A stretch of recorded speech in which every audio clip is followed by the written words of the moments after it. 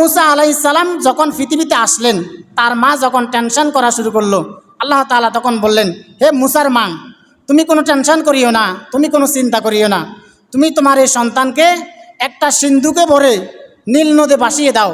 আমি আল্লাহ তাআলা কিছুদিন সময় পর বা কিছুক্ষণ পর আবার তোমার এই সন্তানকে তোমার কাছে ফিরিয়ে দিব। সুবহানাল্লাহ। মুসা আলাইহিস সালামের মা তখন মুসা আলাইহিস সালামকে একটা সিন্ধুকে ভরে নদীতে ভাসিয়ে দিলেন। ভাসিয়ে দিয়ে মুসা আলাইহিস সালামের বোনকে বললেন, তোমার ভাইয়ের এই বাক্সাটি ভাসতে ভাসতে কোন দিকে যায়, তুমি একটু নজর রাখো। দেখা গেল শিশু মুসা আলাইহিস সালাম ভাসতে ভাসতে ফেরাউনের রাজদরবারের দিকে গেলেন। ফেরাউনের রাজদরবারের দিকে যাওয়ার পর দেখা গেল ফেরাউনের স্ত্রী এবং তার বান্ধবীরা মিলে লোহিত সাগরে গোসল করতে লাগলেন। যখন তিনি বাক্সাটি দেখলেন, সিন্দুকটি দেখলেন, দেখার পর আসিয়া আলাইহিস সালাম বললেন, ওই সিন্দুকটি আমার কাছে নিয়ে আসো। যখন সিন্দুকটি আসিয়া আলাইহিস সালামের কাছে নিয়ে আসলেন, আসিয়া আলাইহিস সালাম শিশু মুসা আলাইহিস সালামকে দেখে তার নিঃসন্তান বুকটা সন্তানে ভরে গেল। সুবহানাল্লাহ। আসিয়া আলাইহিস সালাম শিশু মুসা আলাইহিস সালামকে কোলে নিলেন। কোলে নেওয়ার পর তার রাজদরবারে নিয়ে গেলেন।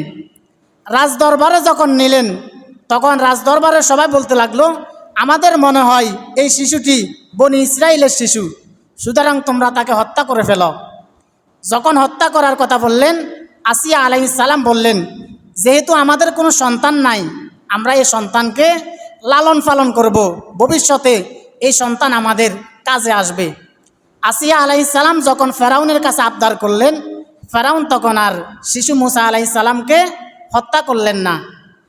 এরপর আসিয়া আলাইহিস সালাম তার দাস দাসীদেরকে বললেন, তোমরা এই সন্তানের জন্য, এই সন্তানকে দুধ পান করানোর জন্য দাত্রী প্রয়োজন, তোমরা দাত্রী তালাশ করো। দেখা গেল অনেকগুলা দাত্রীকে আনা হলো, কিন্তু শিশু মুসা আলাইহিস সালাম কোনো দাত্রীর দুধ পান করেন না। কারণ আল্লাহ তাআলা মুসা আলাইহিস সালামকে অন্য নারীদের দুধ পান করা হারাম করে দিয়েছেন। সুবহানাল্লাহ। আল্লাহ রাব্বুল আলামিন সূরাতুল কসসের 28 নম্বর আয়াতের মধ্যে বললেন, ওয়াহাররামনা আলাইহিল মারাদিয়া মিন ক্বাবলু।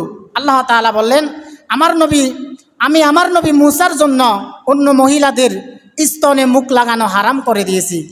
যখন মুসা আলাইহিস সালাম কোনো নারীর স্তনে মুখ লাগান না, এমন সময় মুসা আলাইহিস সালামের বোন ফেরাউনের রাজদরবারে হাজির হলেন। হাজির হয়ে বললেন, আমার কাছে একজন নেককার মহিলার সন্ধান আছে। ওই মহিলাটি অত্যন্ত ধার্মিক এবং অত্যন্ত পরহেজগার। আমার মনে হয় এই শিশুটি ওই মহিলার দুধ পান করবে। তখন আসিয়া আলাইহিস সালাম মুসা আলাইহিস সালামের বোনকে বললেন, তাহলে যাও ওই মহিলাকে নিয়ে আসো। এক পর্যায়ে মুসা আলাইহিস সালামের মাকে নিয়ে যাওয়া হলো। নিয়ে যাওয়ার পর মুসা আলাইহিস সালামের মা যখন শিশু মুসা আলাইহিস সালামকে কোলে নিলেন, মুসা আলাইহিস সালাম পেট ভরে তার মায়ের বুক থেকে দুধ পান করলেন। সুবহানাল্লাহ। এর জন্য আল্লাহ তাআলা বললেন, হে আমার নবী মুসার মা, তুমি টেনশন করিও না।